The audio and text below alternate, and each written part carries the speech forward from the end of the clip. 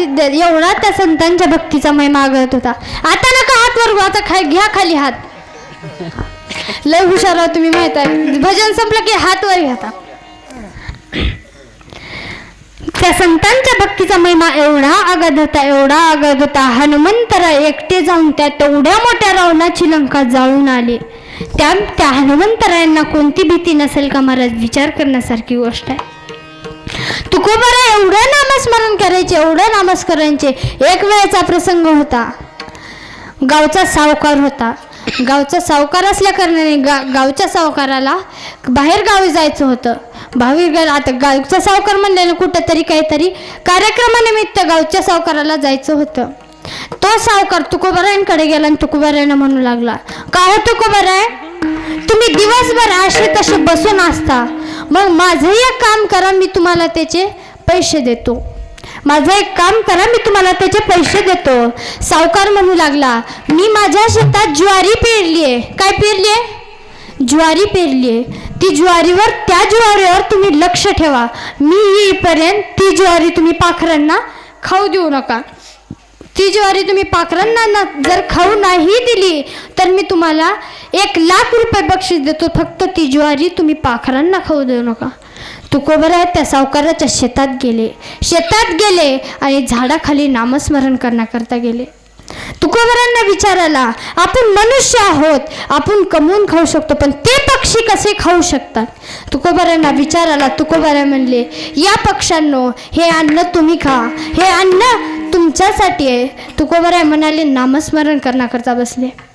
8 दिवस झाले. 8 दिवसाच्या नंतर गावचा सावकार परत आला आणि तुकोबारायांना म्हणू लागला, काय हो तुकोबाराय, मी तुम्हाला सांगितलं होतं माझ्या ज्वारीवर लक्ष ठेवायला. सगळी ज्वारी पाखरांनी खाल्ली तरी तुम्हाला कळलं नाही का? तुकोबारायांना तो माणूस भलं बोलू लागला. तेवढ्यात जिजाबाई आल्या. जिजाबाई म्हणू लागल्या, तुम्ही जे करताय ते तुमच्या वाईटा करताय. तुम्हाला त्यांनी ज्वारीवर लक्ष ठेवायला सांगितलं होतं, तुम्ही का नाही ठेवलं? जिजाबाई तुकोबारायांवर चिडल्या. तुकोबारायांना म्हणू लागल्या. तेव्हा गावची सभा बोलवण्यात आली. आता पाटलाचं एवढं झालेलं नुकसान कोण भरून देईल असा विचार आला. तुकोबारायांच्या घरात एक वेळचं जेवण करायचं म्हणलं तरी तुकोबाराय गावकून मागून आणून खायचे. त्यांना कोणाचीच गरज होत नव्हती, कारण त्यांच्या पाठीवर सदैव भगवंताचा हात होता, म्हणून त्यांना कोणाचीच गरज नव्हती. महाराज, गावची सभा बोलवण्यात आली. सभेत असं ठरवलं की काही करून 8 दिवसाच्या आतमध्ये तुकोबारायांनी सावकाराचं जे धन होतं ते धन त्यांनी परत करायचं निर्णय असा घेण्यात आला. तुकोबाराय विचारात पडले. जिजाबाई विचारात पडल्या, आता एवढं धन आपण आणून कुठून एवढं धान्य आपण आणून कुठून द्यायचं? तुकोबाराय येशीतल्या पिंपळाच्या झाडाखाली गेले. नामस्मरण करू लागले. तुकोबारायांच्या घरी 2 बैलगाड्या भरून मोठे ज्वारीचे पोते त्या बैलगाडीतून तुकोबारायांच्या घरासमोरून पडले. घरासमोर आणून ठेवण्यात आले. मग जिजाबाईंना आश्चर्य वाटलं की हे तुकोबारायांनी कसं केलं नसेल, पण हे तुकोबारायांनी नाही, त्या भगवान परमात्म्याने केलं होतं. कारण तुकोबारायांच्या पाठीवर सदैव भगवान परमात्म्याचा हात होता. ही झाली भक्तांच्या पाठीवर भगवंताचा हात असा असतो महाराज. म्हणून सगळ्यांनी नामस्मरण करत चला. मी जेव्हा नामस्मरण करायला लावलं तेव्हा तुम्ही तर झोपीच गेलता. कसं तुमच्या घरी धान्य येईल विचार करा. एवढ्यात तुकोबारायांच्या भक्तीचा महिमा मागवतो. सांगते भजन करा विठ्ठल.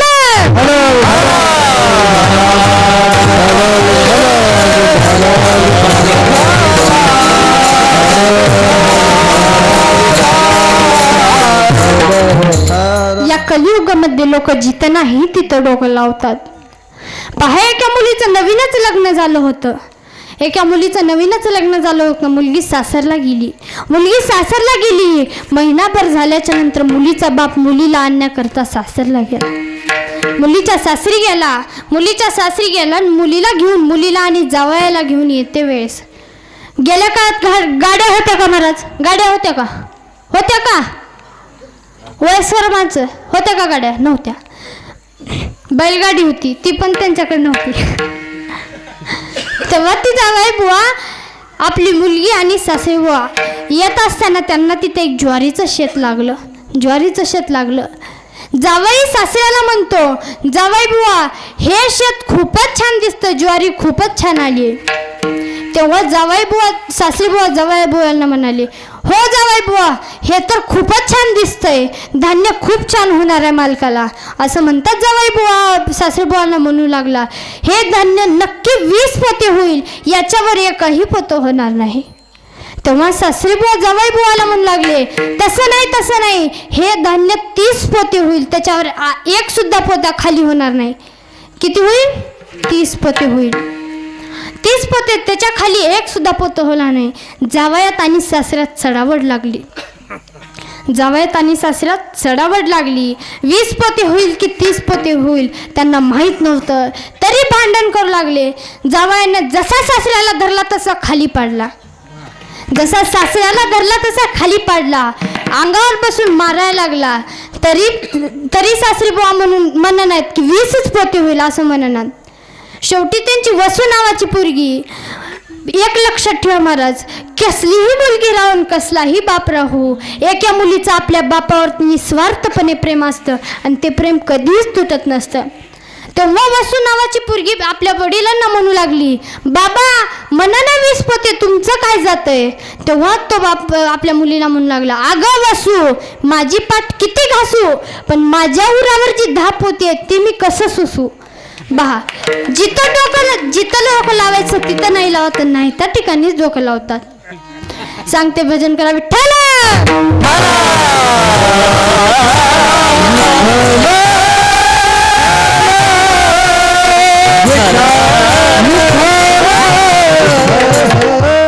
त्या संतांचं नेहमी पंढरीवर प्रेम होतं, चंद्रभागेवर प्रेम होतं. आवडे पंढरी भीमा पांडुरंग, आवडे पंढरी भीमा पांडुरंग, आवडे पंढरी भीमा पांडुरंग, आवडे पंढरी भीमा पांडुरंग,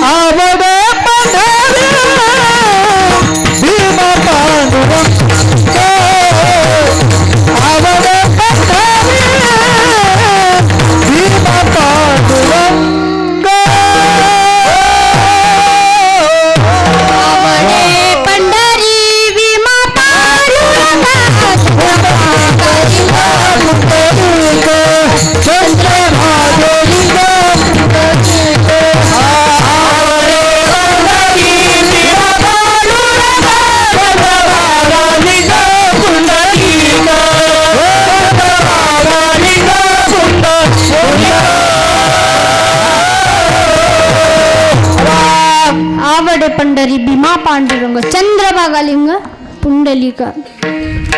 त्या संतांनी नेहमी स्वतःचा विश्वास देवाच्या पायावर अर्पित. संतांची पायी हा माझा विश्वास, सर्व भाविदास झालो त्यांचा. मी परमार्थ करत असताना माझा विश्वास संतांच्या पायावरती ठेवला आहे. ते संत सदैव सांगतात, त्या संतांनी स्वतःचा देह देवाच्या चरणावरती समर्पित केला होता. कोण होता तो राजा ज्याने रयतेसाठी काय नाही केलं. विजेसारखी तलवार चालवून गेला, निद्राच्या ताकदीने अख्खा हिंदुस्थान हलवून गेला. मुठभर मावळी घेऊन हजारो सैतानांना सामोरी गेला. अरे देवा, स्वर्गात गेल्यावर ज्याला देवाने झुकूनच मुजरा केला असा मर्द मराठा माझा जनता राजा होऊन गेला. माझा जनता राजा होऊन गेला. मला त्या राजांसाठी बनवलं. गिरशी खरी किरटा परी लहरी भगवा ध्वजा. गिरशी खरी किरटा परी लहरी भगवा ध्वजा. उगवला तारा तिमी लहरा गरजा शिवाजी राजा. उगवला तारा तिमी लहरा गरजा शिवाजी राजा. यवन चक्री कर सरदार. यवन चक्री कर युगायुगाचा कडकनदार. यवन चक्री कर सरदार. मराठी मर्दा होई पुरदा. मराठी मर्दा होई पुरदा. छातीला शत्रूचा भुजा. छातीला शत्रूचा भुजा. उगवला तारा तिमी लहरा गरजा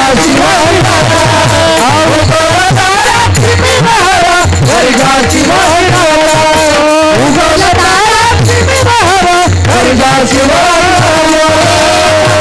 आईचा कृपा परत निर्दयवनाचा करुणी वध. निर्दयवनाचा करुणी वध. कपिती यवना करीत दैना. कपिती यवना करीत दैना. उदय राजाच्या फौजा. उदय राजाच्या फौजा. उगवला तारा तिमी लहरा. उगवला तारा तिमी लहरा गरजा शिवाजी राजा. उगवला तारा तिमी लहरा गरजा शिवाजी राजा.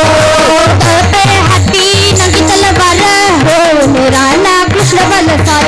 हो निराळा कृष्ण बलसार. हो निराळा कृष्ण बलसार. मराठी मर्दा हो मणिपुरदा. मराठी मर्दा होऊन पुरदा. उदय राजाच्या फौजा.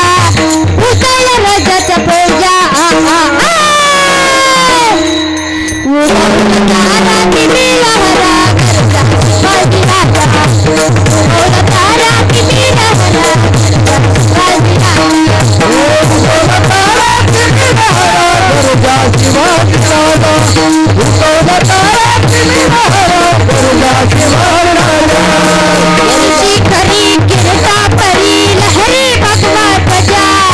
गिरशी खरी किरटा परी लहरी भगवा ध्वजा. उगवला तारा तिमी लहरा गरजा शिवाजी राजा. उगवला तारा तिमी लहरा गरजा शिवाजी राजा. उगवला तारा तिमी लहरा शिवाजी महाराज की.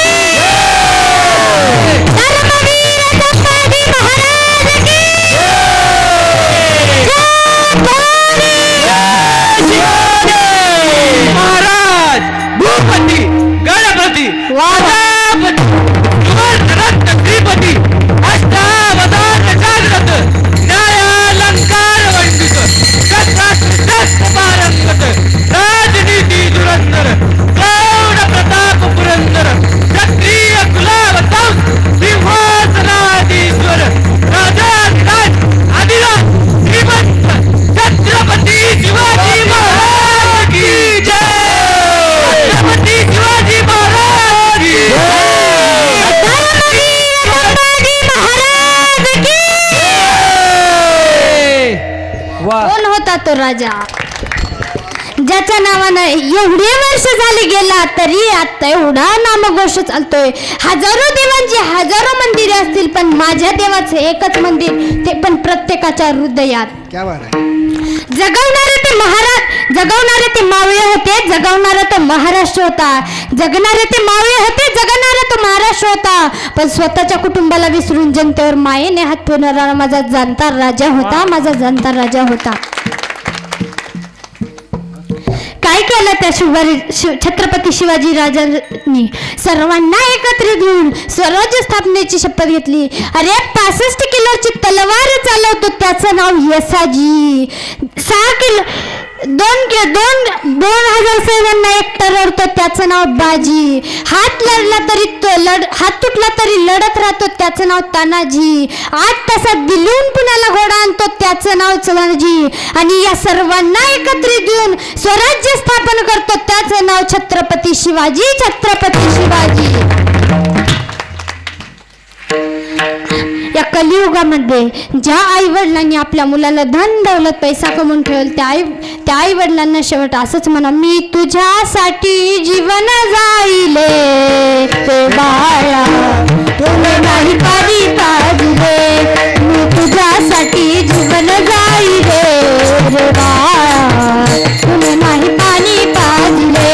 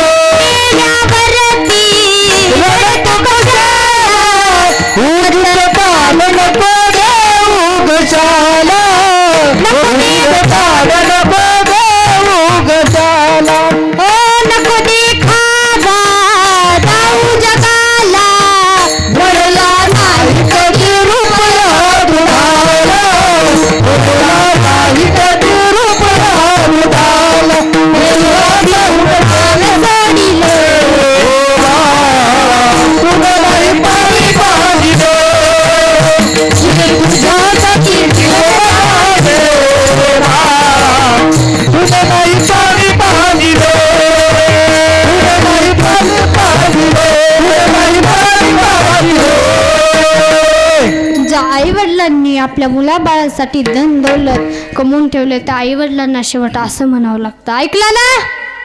ऐकलो का? आई ही काय असते? जसं आकाशातलंच अन्न मोजता येत नाहीत, सागरातलं पाणी लिटरनं मोजता येत नाही, तसं आईचे उपकार कधीच मोजता येत नाही महाराज. आई ही काय असते? नसती सांभाळणारी दाई, आकाशाचा कागद आणि पर्वताची लेखणी. साक्षात सरस्वती माता जरी आईचे उपकार लिहायला बसली तरी फिटणार नाहीत. त्या आईचे अनंत उपकार आहेत. जन्म दिला आईने मला, उपकार हा मोठा झाला हो. जन्म दिला आईने मला, उपकार हा मोठा झाला. ठेच लागे जरी पायाला, पाणी येते आईच्या डोळ्याला. जन्म दिला आईने मला, उपकार हा मोठा झाला. जन्म दिला आईने मला, उपकार हा मोठा झाला.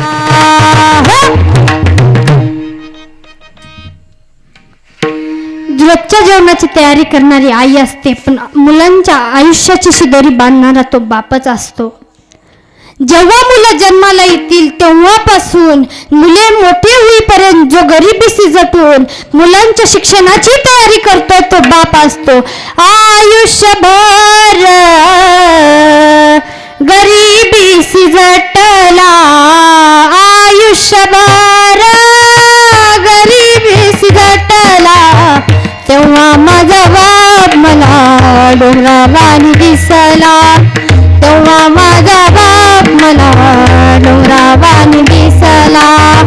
देवा पुढे हात जोडीत राहिला, देवा पुढे हात जोडीत राहिला.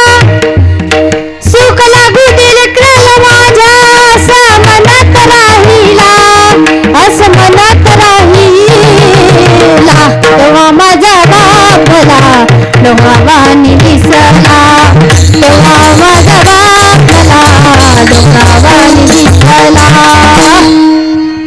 या भारतभूमीसाठी जे सीमेवरती वीर जवान लढत असतात त्यांच्या ते सदा आताही तेच म्हणतात, दिल दिया है जो भी दोगे ओ वतन तेरे लिए,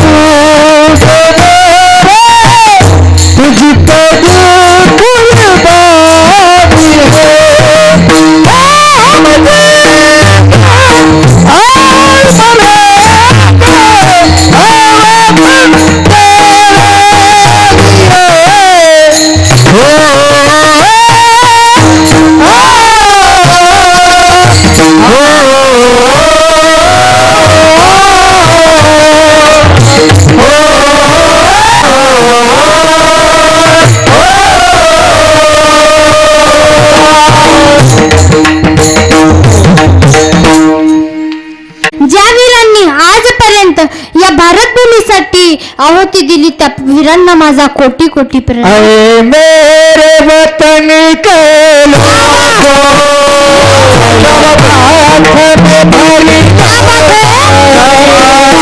जो शहीद हुए हैं उनकी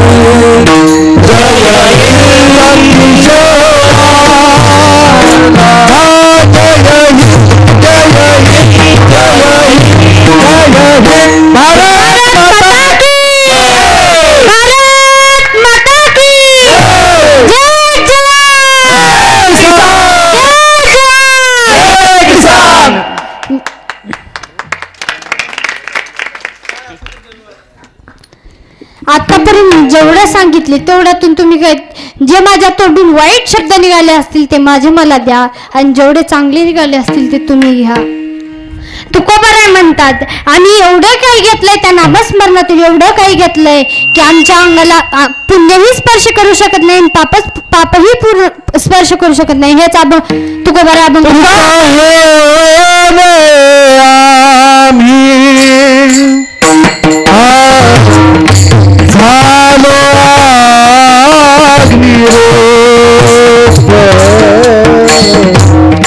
तुका म्हणे आम्ही झालो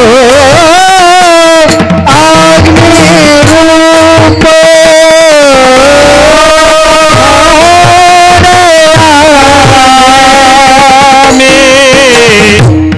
झालो अग्निरूप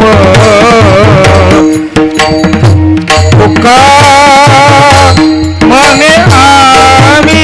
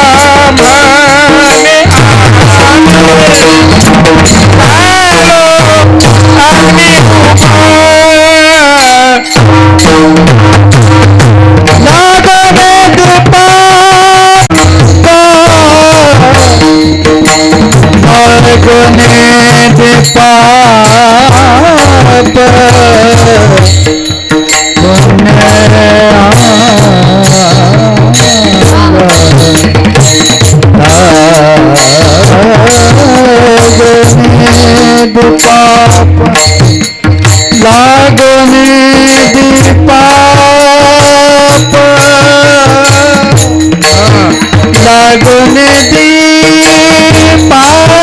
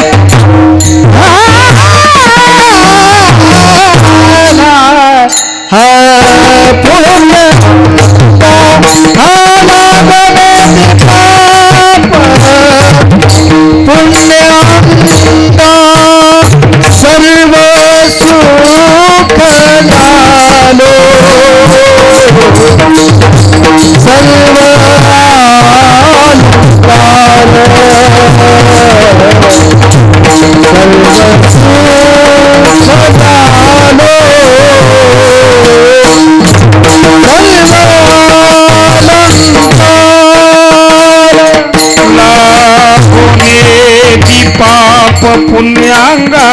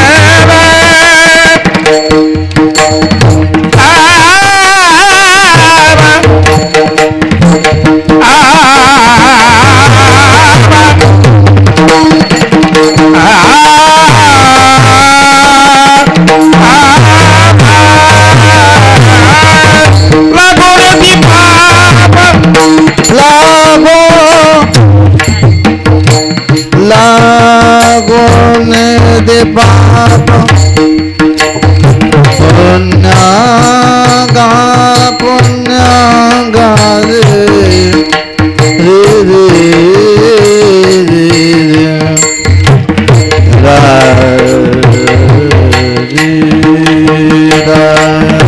लागोने दे बाप लागोने दे पाप पाप हो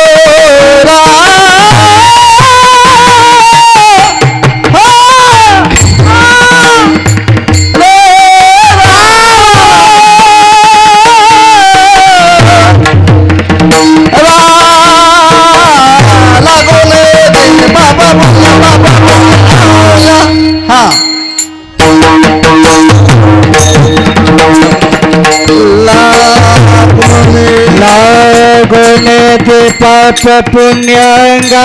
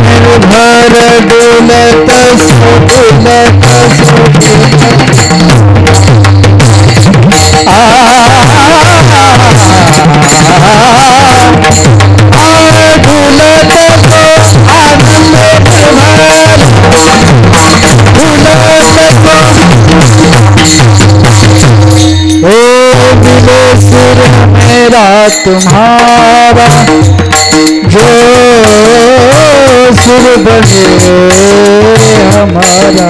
वाह वाह क्या बात। सुर की नदियाँ हरे दिशा से बह के हल्के हल्के बादलों का रूप लेके बरसे हल्के हल्के हाँ मिले सुर मेरा तुम्हारा।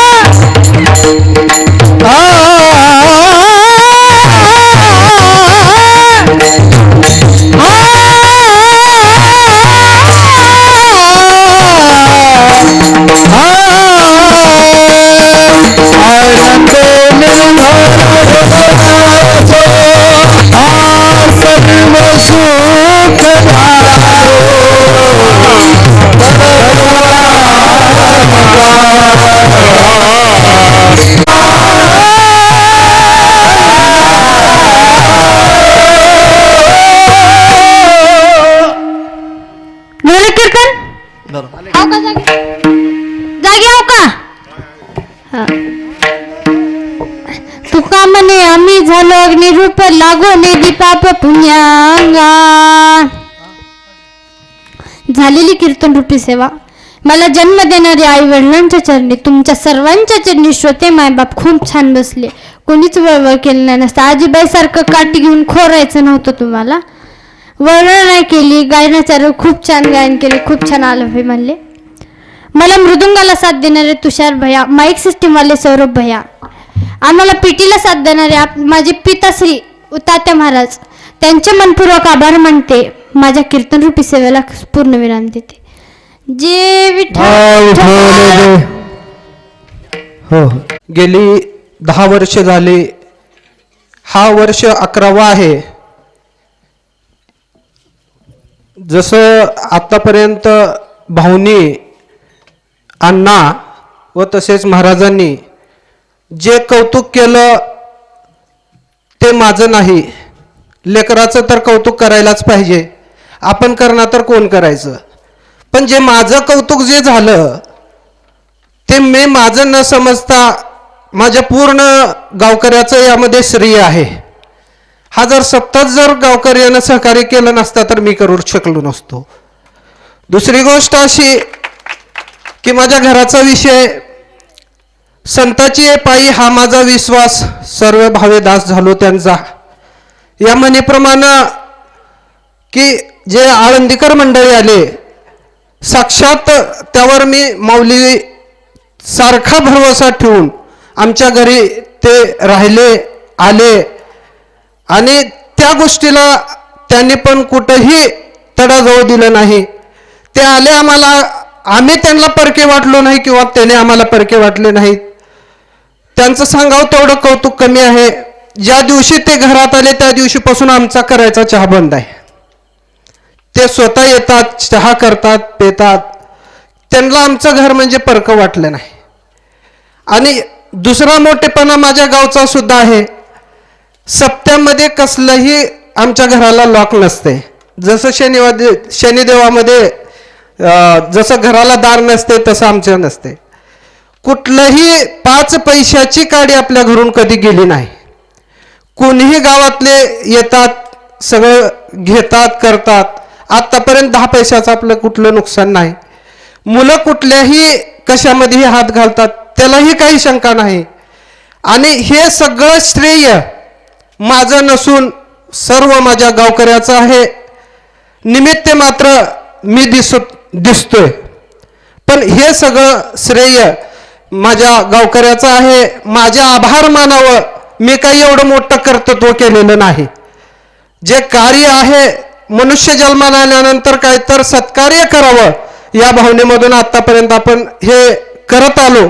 आणि इथून पुढं जोपर्यंत आपल्या हृदयामध्ये शरीरामध्ये जीव आहे तो निस्वार्थपणे आपण ही सेवा अशीच अखंडित आणि चालू ठेवणार आहोत. यात काही दुमत नाही, शंका नाही.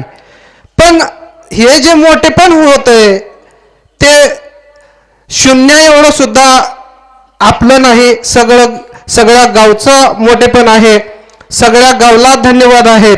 हे असं म्हणायचं नाही की बाबा दत्ताची मुलगी आहे, दत्ताचा सत्कार आहे, दत्ताचाही आहे. मी एकटा काहीही करू शकत नाही. घरचं जागर असलं तर, सत्यनारायण असलं तर एकटं करू शकत नाही. कमीत कमी दुसरे नाही आले तर मला देवबाप्पाला बोलवावं लागते. असा हा विषय आहे. मी एवढा काही मोठा नाही किंवा माझी एवढी मोठी सेवा झालेली नाही. माझ्या सर्व गावातील ग्रामस्थांचं हे तप आहे असं मी माझ्या हृदयातून व्यक्त करतो. धन्यवाद. उद्या